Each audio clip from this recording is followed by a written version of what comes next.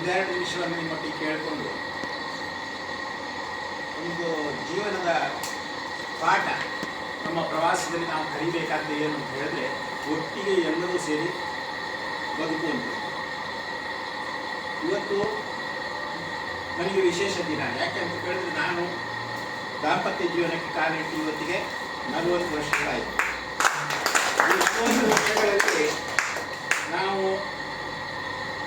ನಮ್ಮ ಜೀವನದಲ್ಲಿ 3 ಜನ ಹೆಣ್ಣು ಮಕ್ಕಳು, ನನಗೆಲ್ಲರೂ 3 ಜನ ಹೆಣ್ಣುಮಕ್ಕಳು ಕೂಡ ಮದುವೆಯಾಗಿ ಅವರವರ ಗಂಡನ ಮನೆ ಸೇರಿದ್ದಾರೆ. ನಾವು ಈಗ ಇಬ್ಬರೇ ಮನೆಯಲ್ಲಿರ್ತೇವೆ. ನಮಗೊಂದು ಸಂತೋಷ ಅಂತ ಹೇಳಿದ್ರೆ, ನಮಗೆ ಅವಕಾಶ ಆದಾಗ ಎಲ್ಲ ನಮಗೆ ಹೆಚ್ಚಾಗಿ ಪ್ರೇರಣೆ ಕೊಡೋದೇ ನಮ್ಮ ನಾದಿನಿಯರು. ಅವರು ಟೂರ್ ಹೊರಡಿಸಿದ್ರು. ಆಗ ಇವಳಿಗೆ ಒಂದು ಖುಷಿ ಆಗ್ತದೆ. ಇವಳು ಆರೋಗ್ಯದಲ್ಲಿ ಹೆಚ್ಚು ಕಡಿಮೆ ಆಗ್ತಾ ಇರುವಂಥದ್ದಿಂದ ಕಳೆದ 2 ವರ್ಷಗಳಲ್ಲಿ ನಮ್ಮ ಪ್ರವಾಸ ಸ್ವಲ್ಪ ವ್ಯತ್ಯಾಸ ಆಯಿತು. ಇಲ್ಲದೇ ಇದ್ದರೆ ಸೇರಬೇಕು ಅಂತ ಹೇಳಿರುವಂಥದ್ದು.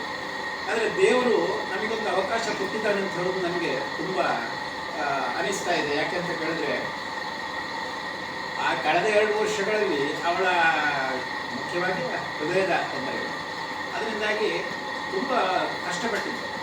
ಈಗಷ್ಟೇ 1-2 ತಿಂಗಳ ಹಿಂದೆ ಕೂಡ, 4 ತಿಂಗಳ ಹಿಂದೆ ಕೂಡ ತುಂಬ ಕಷ್ಟದಲ್ಲಿತ್ತು. ಆದರೆ ಆ ದೇವರು ಯಾವ ರೀತಿಯಾಗಿ ಅದಂಥ ಒಂದು ಅವಕಾಶವನ್ನು ಒದಗಿಸ್ತಾನೆ. ನಾವು ಒಳ್ಳೆಯ ಅದನ್ನು ಮಾಡ್ತಾ ಹೋದರೆ ದೇವರಲ್ಲಿ ಶರಣಾಗಬೇಕು. ಯಾವಾಗಲೂ ಜೀವನದಲ್ಲಿ ನೆಮ್ಮದಿ ಅಂತ ಹೇಳುವಂಥದ್ದು ಮುಖ್ಯ. ಈ ನೆಮ್ಮದಿಯನ್ನು ನಾವು ಎಲ್ಲೂ ಅಲ್ಲಿ ಕಂಡುಕೊಳ್ಳೋದಲ್ಲ, ನಮ್ಮಲ್ಲಿ ನಾವು ಕಂಡುಕೊಳ್ಬೇಕು. ಅದು ನಮ್ಮೊಳಗೆ ಇರುವಂಥ ವಸ್ತು, ಸಂತೋಷ ಕೂಡ.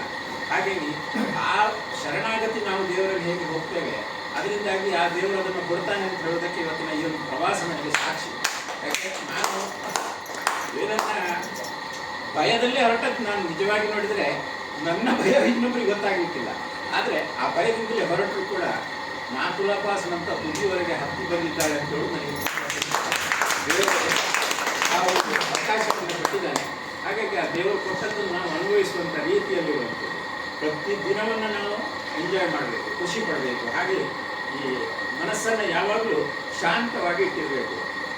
ನಾನೆಲ್ಲ ನನ್ನ ಪೇಷಂಟ್ಗಳಿಗೆ ಹೇಳುವ ಕ್ರಮ ಇದೆ. ನಾವೆಲ್ಲವೂ ನಮ್ಮ ಶ್ರೀಕೃಷ್ಣ ಹೇಳಿದಂಥ ಭಗವದ್ಗೀತೆ ಓದ್ತೇವೆ. ಭಗವದ್ಗೀತೆಯಲ್ಲಿ ಏನು ಹೇಳ್ತದೆ, ಎಲ್ಲವನ್ನ ನಮಗೆ ಯಾವ ರೀತಿ ಜೀವನ ಮಾಡಬೇಕು, ಯಾವ ರೀತಿ ನೀನು ಇರಬೇಕು, ಯಾವ ರೀತಿ ಜ್ಞಾನ ಸಂಪಾದನೆ ಮಾಡಬೇಕು, ಎಲ್ಲವನ್ನ ಪ್ರತಿಯೊಂದು ಯೋಗಗಳಲ್ಲಿ ಅದನ್ನು ಹೇಳ್ತಾ ಹೋಗ್ತಾನೆ. ಕೊನೆಗೆ ಒಂದು ಮಾತನ್ನು ಹೇಳ್ತಾನೆ. ಏನಂತ ಹೇಳಿದ್ರೆ, ಕರ್ಮಣ್ಯೇವಾಧಿಕಾರಸ್ಥೆ, ನಿನಗಿರುವಂಥ ಅಧಿಕಾರ ಏನು ಅಂತಂದರೆ ಕರ್ಮ ಮಾಡುವುದರಲ್ಲಿ ಮಾತ್ರ, ಫಲವನ್ನು ನಾನು ಕೊಡ್ತೇನೆ ಅಂತೇಳಿ ಶ್ರೀಕೃಷ್ಣ ಹೇಳಿದಂಥ ಈ ಮಾತನ್ನು ನಾವು ಎಷ್ಟು ನೆನಪಿನಲ್ಲಿ ಇಟ್ಟುಕೊಂಡಿದ್ದೇವೆ ಅಂತ ಹೇಳುವಂಥದ್ದು ಜೀವನದಲ್ಲಿ ಅತಿ ಮುಖ್ಯ. ಶಾಂತಿ, ನೆಮ್ಮದಿ ಸಿಗುವುದು ಅಲ್ಲಿ.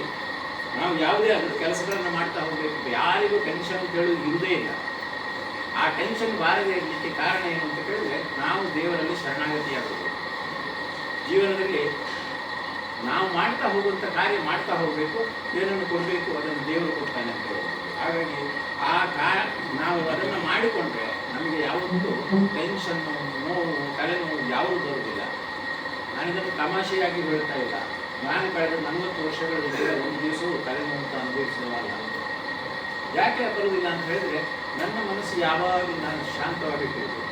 ಒಂದು ಕಡೆ ನನಗೆ ಟೆನ್ಷನ್ ಕೇಳೋದು ಬರೋದೇ ಇಲ್ಲ. ಯಾವುದನ್ನು ನಾವು ಕಳ್ಕೊಂಡಿದ್ದೇವೆ, ಯಾವುದನ್ನು ನಮ್ಮ ಕಳೆದು ಹೋಯಿತು, ಕಳೆದುವುದಕ್ಕೆ ಚಿಂತೆ ಮಾಡಬೇಡಿ, ಭವಿಷ್ಯವನ್ನು ಚಿಂತೆ ಮಾಡಬೇಡಿ. ಇವತ್ತಿನ ದಿನದಲ್ಲಿ ಪ್ರತಿಯೊಬ್ಬರು ಬರುತ್ತೆ. ಆವಾಗ ಜೀವನ ಯಾವಾಗಲೂ ಶಾಂತತೆಯಿಂದ ಇರ್ತದೆ. ಇವತ್ತಿನ ಸಂದರ್ಭ ಏನು, ಆ ಸಂದರ್ಭಕ್ಕೆ ಸರಿಯಾಗಿ ನಾವು ಬದುಕ್ತಾ ಹೋಗಬೇಕು. ಆ ಸಂದರ್ಭಕ್ಕೆ ಸರಿಯಾಗಿ ಅದನ್ನು ಉಪಯೋಗಿಸ್ತಾ ಹೋಗಬೇಕು. ನಾಳೆದನ್ನು ಯೋಚನೆ ಬೇಡ, ನಿನ್ನೆದನ್ನು ಯೋಚನೆ ಬೇಡ. ಕಳೆದು ಹೋಯಿತು, ಮುಂದೆ ಬರುವಂಥದ್ದು ನಮ್ಗೆ ಗೊತ್ತಿಲ್ಲ. ಹಾಗಾಗಿ ಅದೆಲ್ಲವನ್ನು ಬಿಟ್ಟು ಜೀವನದಲ್ಲಿ ಪ್ರತಿಯೊಬ್ಬರು ಸುಖ, ಶಾಂತಿ, ನೆಮ್ಮದಿಯನ್ನು ಇಟ್ಟುಕೊಳ್ಳುವಂತೆ ಎಲ್ರಿಗೂ ಈ ಒಂದು ನನ್ನ ಏನು ಹೇಳಿಕೆ ಅಂತಂದರೆ, ನಾವು ಯಾವತ್ತೂ ನೆನಪು ಮಾಡಬೇಕಂದ್ರೆ ಹೇಳಿದ್ದು ಭಗವಾನ್ ಕೃಷ್ಣ.